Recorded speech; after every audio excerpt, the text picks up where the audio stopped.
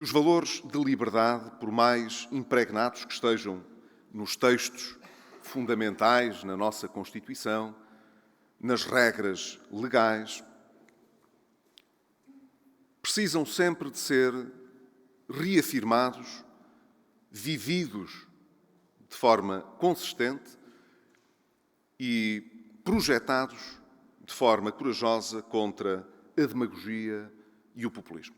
A democracia é também o mundo do respeito, da tolerância, da responsabilidade.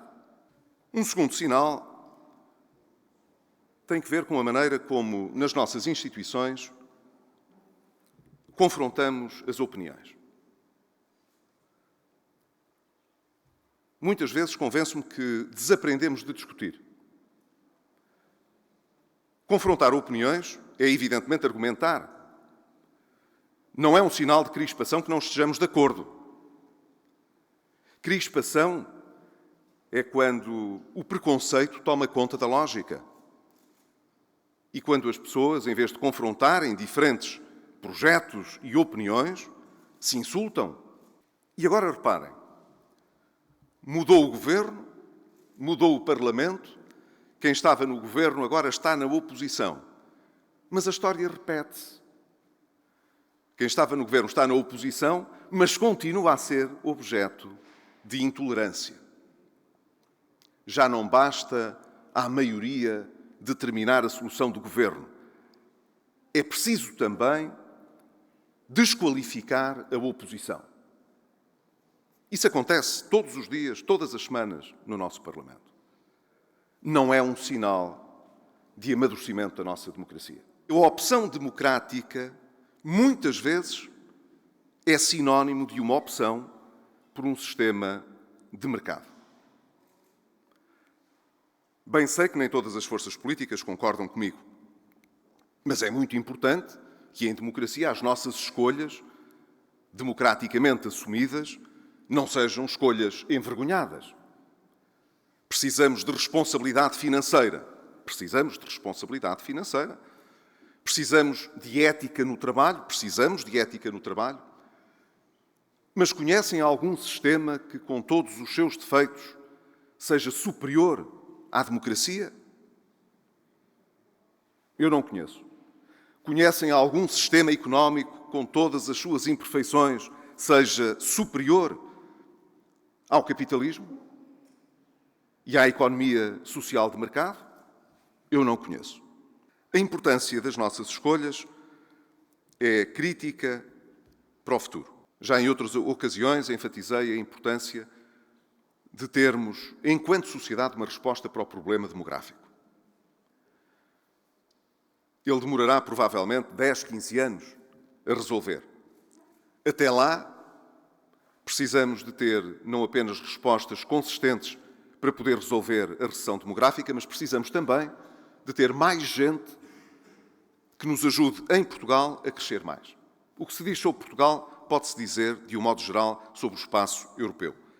Precisamos, portanto, de ter uma sociedade mais aberta, que possa captar mais gente de fora e, desde logo, permitir que mais gente que saiu de cá possa também encontrar em Portugal uma boa oportunidade para crescer. Mas a opção e a escolha é ter uma sociedade cada vez mais aberta, cada vez mais dinâmica e atrativa daqueles que podem fazer a diferença.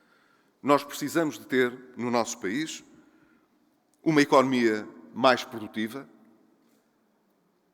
um sistema mais competitivo, onde haja espaço, evidentemente, para a inovação, para a qualidade, para a investigação, mas onde haja também o bom senso suficiente para perceber que, enquanto alterações mais importantes que promovam as qualificações, que promovam a inovação e o empreendedorismo, não se puderem refletir no dia-a-dia da forma mais plena, precisamos, dizia eu, de ter o bom senso de não colocar as nossas empresas em desequilíbrios perigosos e a nossa economia numa posição de ter de se endividar mais para realizar as aspirações das pessoas.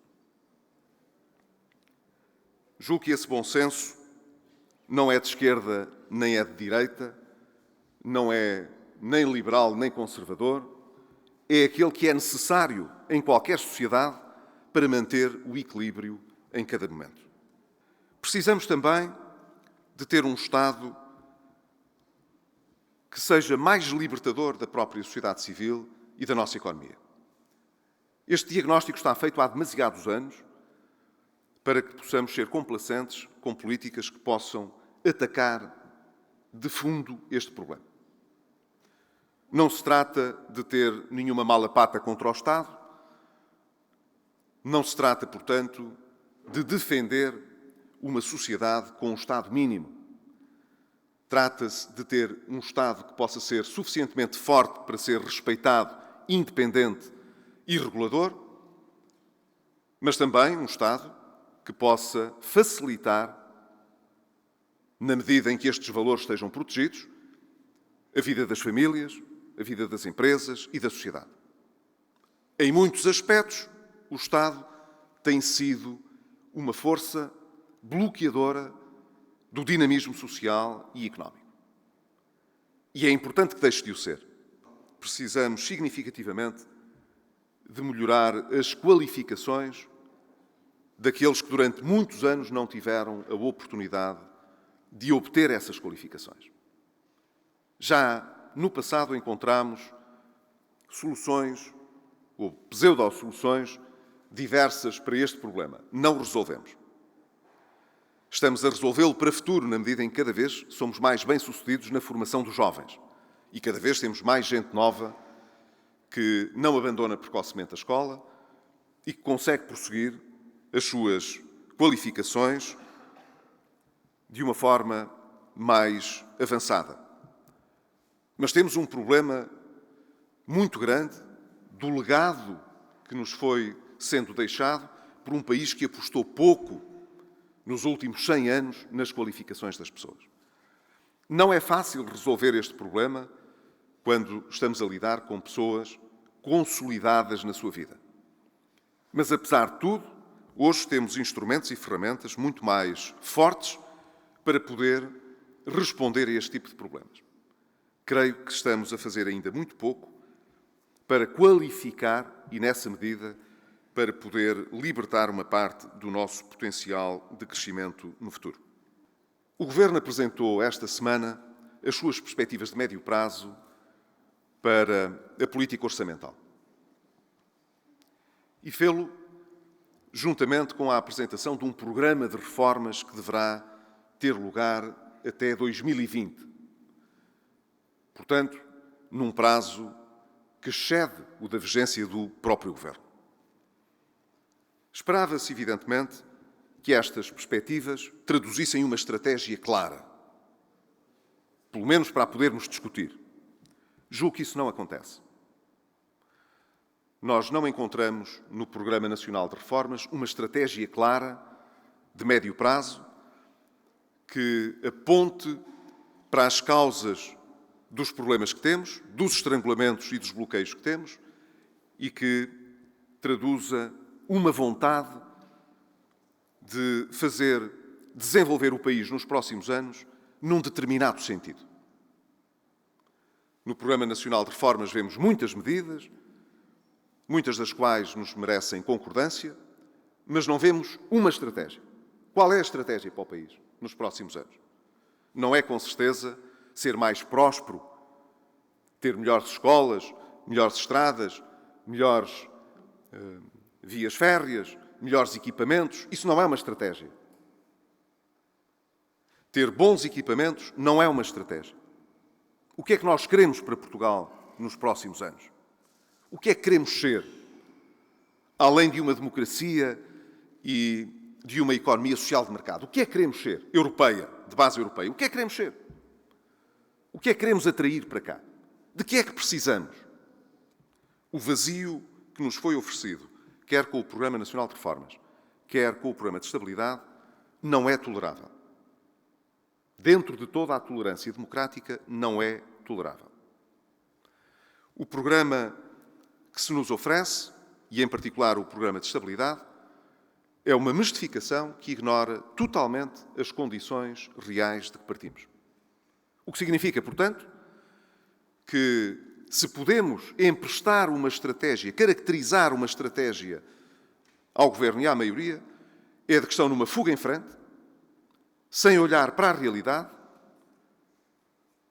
aumentando dramaticamente os riscos a que vão sujeitar toda a sociedade portuguesa.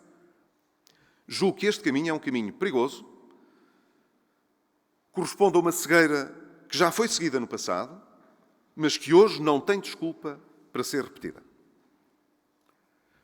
Aquilo que nos é proposto é que façamos de conta que não temos o legado que temos, que os dados observados no último trimestre de 2015 não existiram, que os dados que estão projetados nas previsões que refletem não é apenas otimismo, é um excesso de otimismo, incapaz e insuscetível de ser cumprido ao longo do tempo que nos resta neste ano, se pode concretizar.